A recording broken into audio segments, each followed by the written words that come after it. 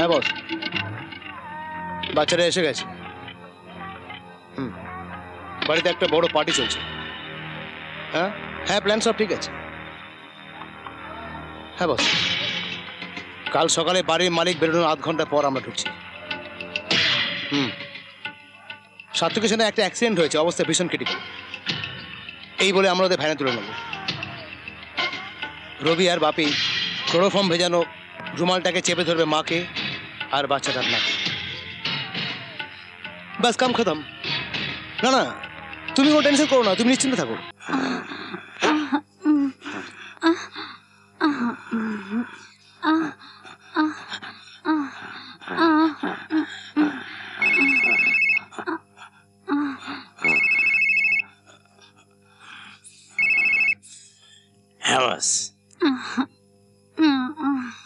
সব plan change হয়ে গেছে, আবার নতুন করে প্ল্যান। মেয়েটাকে, বাচ্চাটাকে, পুরোটাকে, তিনটাকে তুলতে হবে। ভোরবেলা লেকে ক্যামেরা ট্যামেরা নিয়ে। আচ্ছা হ্যাঁ ঠিক আছে, হ্যাঁ আমি ব্যবস্থা করছি। হ্যাঁ হ্যাঁ, পুরো প্ল্যানটা করে ফেলছি। ওকে বস। কি হলো? সব প্ল্যান চেঞ্জ হয়ে গেছে, নতুন করে প্ল্যান করতে হবে। সে সকালে হবে, এখন এসো। এখন আর পিরিত বানাতে হবে না, উঠে বাইরে আয়।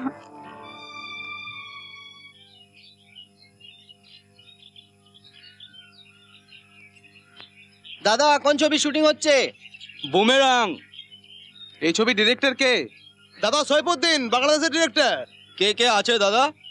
সবাই আছে দাদা, রঞ্জিত মল্লিক, তাপস পাল, সব্যসাচী চক্রবর্তী। আর হিরোইন? এদিকটায় তো ভিড় কিসের? ফাঁকা করে দাও, ফাঁকা ফাঁকা, বিরাটাও বিরাটাও। তুই কাজ কর, শোন পুরোটা ভালো করে আরেকবার বুঝে নে। ওরা তিনজন ওখান দিয়ে আসবে, তোরা দৌড়তে দৌড়তে পাশ দিয়ে যাবে। ওই দেখ চক দিয়ে ওখানে দাগ কাটা আছে, ওখানে গিয়ে ক্লোরোফর্ম দেওয়া রুমাল নাকে চেপে ধরবি। ঠিক আছে। ওরা ঝটকা ফটকা মারবে, চেপে ধরে থাকবি। ঠিক আছে? কি বুঝলি? অজ্ঞান হয়ে গেলে পাঁজা কলা করে ভ্যানে তুলে দিবি, তারই কাছে স্টার্ট দিয়ে বেরিয়ে যাবে। ফুল ফোর্স। দাদা এটা কি কিডন্যাপের সিন? হ্যাঁ ভাই। চোখের সামনে দিয়ে কিডন্যাপ হয়ে যাবে, কেউ বাধা দেবে না? দেবে তো, হিরো বাধা দেবে। আজ রেট পাওয়া যায়নি, পরে ওটা আমরা তুলে নেবো। এই চলো টেক, ওরা আসছে, অ্যাকশন। কি ওখানে এত ভিড় কিসের? গিয়ে দেখি না।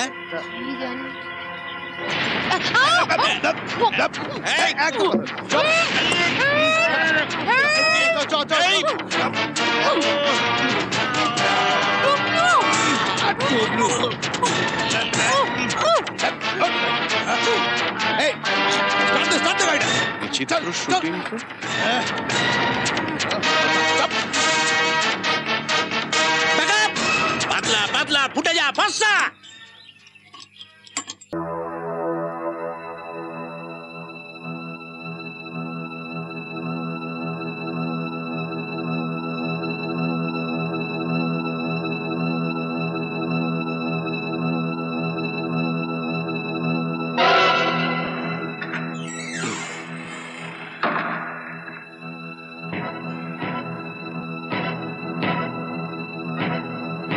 আর ঘুম আসছিল না,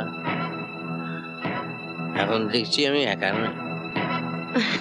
কি ভাবছো ডার্লিং? কিছু আমি ভাবছি তোমাকে নিয়ে। কতদিন এরকম একা বিছানায় শোনি বলো তো?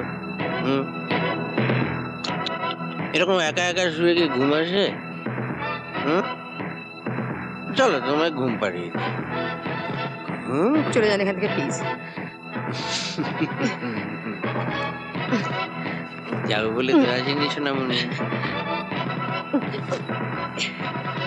চুম্মা চুম্মা দেই দেই, চুম্মা চুম্মা। এই কুঞ্জা খেলবি? কুঞ্জা মনে কর এই খাটটা হচ্ছে ডাঙা আর মাটিটা জল। তুই একবার করে খাট থেকে লাফ দিয়ে মাটিতে নামবি আর বলবি এই কুমির তোর জলকে নেমেছি, এই কুমির তোর জলকে নেমেছি। আর যেই আমি ধরতে যাবো আবার লাফ দিয়ে খাটে উঠে পড়বো। হ্যাঁ, এরকম ভাবে 4-5 বার চলবে, তারপর ডাঙার জল সব মিলেমিশে একাকার হয়ে যাবে। চল শুরু কর।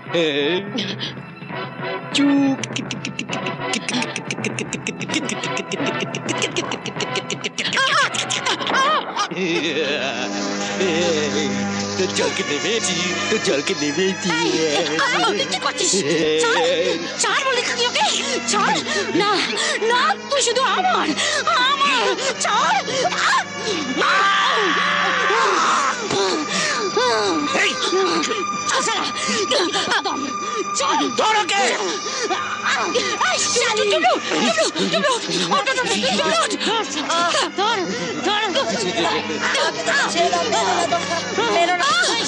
মাকে মেরো না, আসছি। আরে তাড়াতাড়ি বাদিয়ান, আরে কি খানদানে ল্যাপটা ল্যাপটি মারে।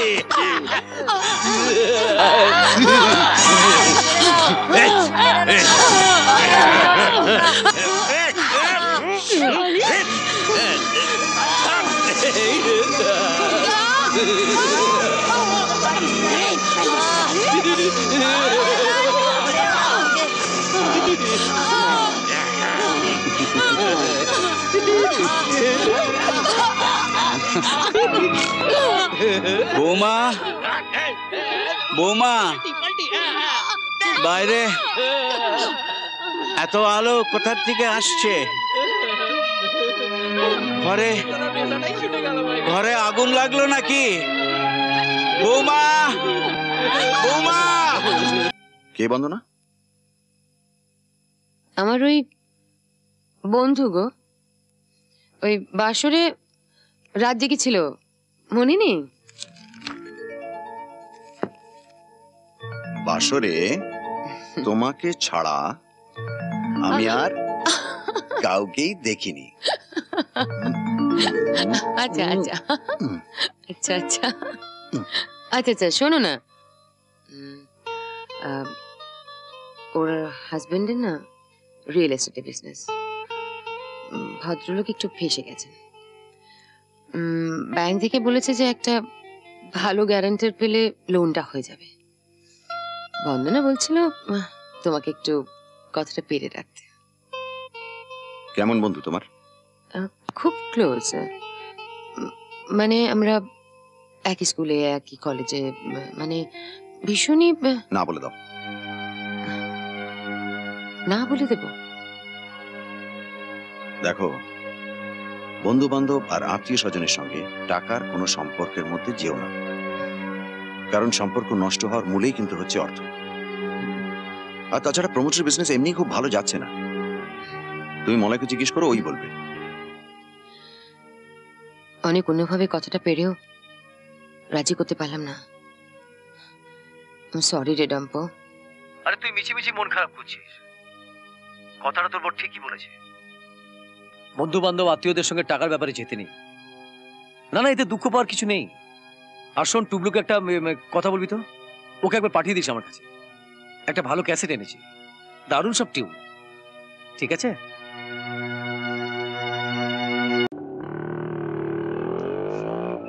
কি ব্যাপার টোটন কুমার, একা একা দাঁড়িয়ে আছিস? হ্যাঁ, আমার পিসি এখনো আসেনি।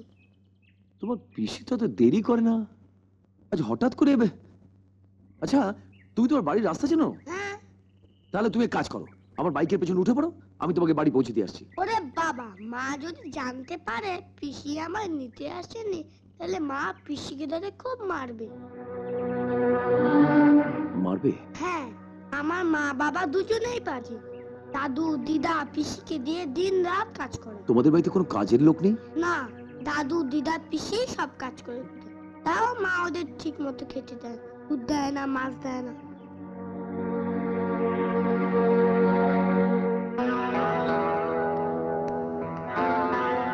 ওই তো পিসি আসছে।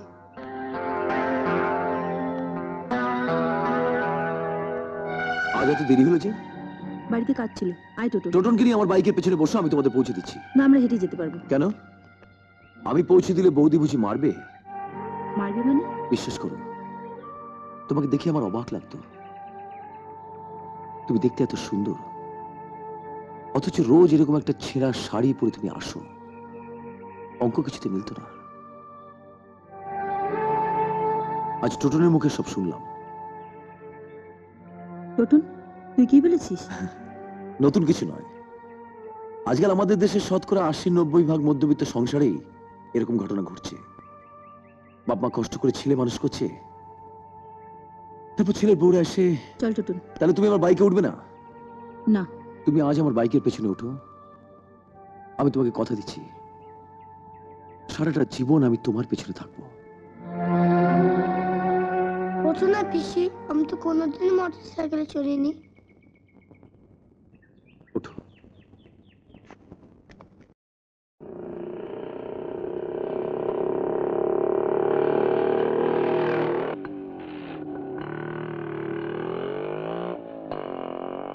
ফেরত দিয়ে দেবো? হ্যাঁ, আপনার দেওয়া শাড়ি আমি নেব কেন? আমি কি বন্ধু হিসেবে তোমাকে একটা শাড়ি দিতে পারি না? আপনি কেন মিছিমিছি আমার মতন একটা সাধারণ মেয়ের জন্য আপনার সময় নষ্ট করেন? সময় নষ্ট কি বলছো?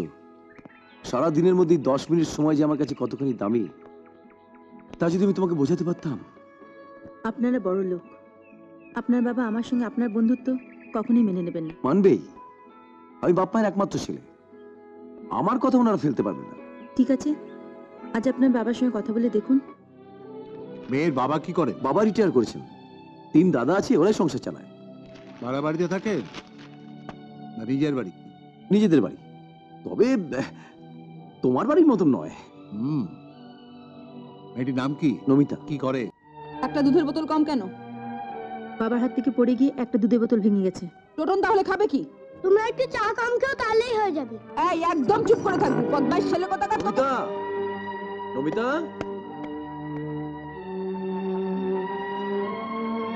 দেখো তো ছেলেটিকে। দেখছি। টোটনকে নিয়ে আজ তুমি স্কুলে গেলে না কেন? যাচ্ছিলাম, হঠাৎ দেখলাম বাবা রাস্তায় মাথা ঘুরে পড়ে গেল, তাই বাবাকে নিয়ে ফিরে এলাম। এত জমা খরচের হিসেব দিচ্ছ? ইনি কে? ইনি হচ্ছেন টোটনদের স্কুলের সেক্রেটারির ছেলে, অভিক ব্যানার্জি। ও তাই বুঝি? ইনি হচ্ছেন টোটনের মা, আমার বড় বৌদি। ও নমস্কার। নমস্কার। পরশু পেরেন্টস ডে, স্কুলে একটা অনুষ্ঠান হবে, আপনাদের সবার কার্ড নিয়ে টোটনকে দেবো বলে স্কুলে গেটে দাঁড়িয়েছিলাম। টোটন অনুষ্ঠানে অংশ নিচ্ছে, আপনার বাড়ির সবাই যাবেন কিন্তু? নিশ্চয়ই যাব। অনুষ্ঠানটা যখন বাবা মায়েদের নিয়েই, চলো তোমার বাবা মাকে বলে আসি। ওনারা কোন ঘরে আছেন? ঘর মানে? ওনারা যেতে পারবেন না। যান বা না যান, একবার অন্তত আলাপ করে আসি। চলো। হ্যাঁ বাবা, দাদু ভাই স্টেজে নাচবে গাইবে, আমি নিশ্চয়ই যাব। মাসিমা, আপনি যাবেন তো? সবাই চলে গেলে বাড়ি সামলাবে কে? ওরা যা, আমি বাড়ি পাহারা দেব। অনুষ্ঠানটা যখন বাবা মাদের নিয়ে, তখন তোমরা যেও, আমি বাড়িতে থাকবো। না না, তোমাকে যেতেই হবে।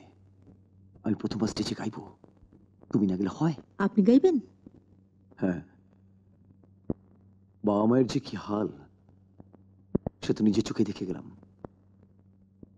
ভাবছি গানটা এদিন নিয়ে গাইবো। একবার মনে হচ্ছিল রাজীবদাকে সব বলে দিই, ওদের সঙ্গে আমাদের কি সম্পর্ক, কিন্তু বাবা লজ্জায় পড়ে যাবে বলে কিছু বলতে পারিনি। তোমাকে কিছু বলতে হবে না, একটা দরজা তো শুধু ব্যবধান। রাজীববাবু একদিন সব জেনে ফেলবেন। তবে যে সেদিনটা আসবে। কে বলেছিলাম না ওরা তোমাদের কাজ করতে দেবে না? 10 দিন হলো ওরা আমাদের কোনো কাজ করতে দিচ্ছে না। ওরা যেন কিরকম পাল্টে গেছে। আমি দেখছি।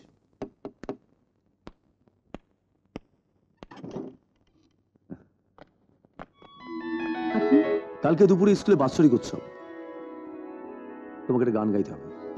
আমি গান গাইবো? ওখান থেকে সোজা আমাদের বাড়িতে নিয়ে যাবো, বাবা তোমার সঙ্গে কথা বলতে চান। সে না হয় যাব, কিন্তু গান? গান না, ও তো সেদিন গানে গানে বলেছিল যে বাপ মায়ের এখন আর তেমন কদর নেই। তুই তার জবাব দিয়ে দে, দিনকাল তো এখন বদলে গেছে।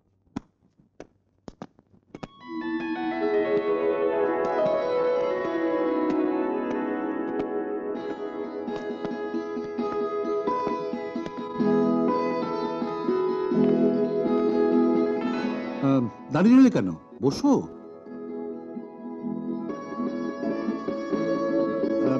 ঠিক আছে ঠিক আছে, বসো।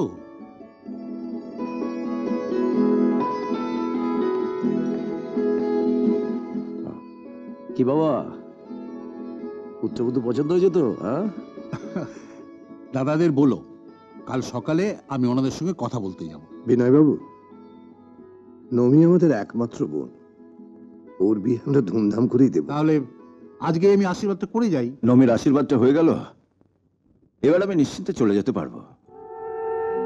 আপনি সত্যি সত্যি চলে যাবেন দাদা? হ্যাঁ, যাবার আগে আমি আপনাদের কাছে হাত জোর করে ক্ষমা চেয়ে নিচ্ছি। ক্ষমা চাইছেন কেন? কি করেছেন আপনি? আমি বলেছিলাম বাবার ব্যাংকে 1.5 লক্ষ টাকা আছে, ওটা মিথ্যে কথা। বাবার ব্যাংকে 1টি টাকাও নেই। এই পুরনো পাস বইয়ে আমি নিজের হাতে টাকার অঙ্কটা লিখে রেখেছিলাম।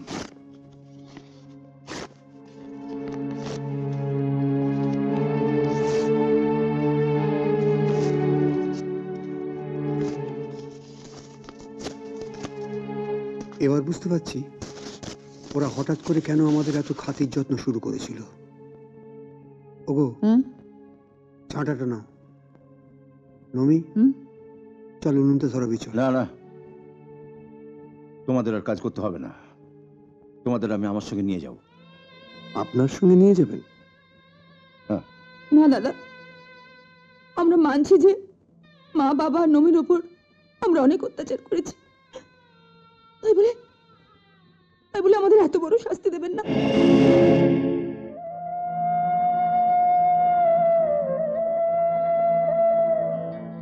আমরা মানছি দাদা, প্রথমে ওই 1.5 লক্ষ টাকার লোভে আমরা বাবা মার সঙ্গে ভালো ব্যবহার করতে শুরু করেছিলাম, কিন্তু বিশ্বাস করুন, মা বাবার স্নেহ ভালোবাসা পেয়ে কখন যে আমাদের মধ্য থেকে ওই টাকার লোভ হারিয়ে গেছে আমরা টের পর্যন্ত পাইনি।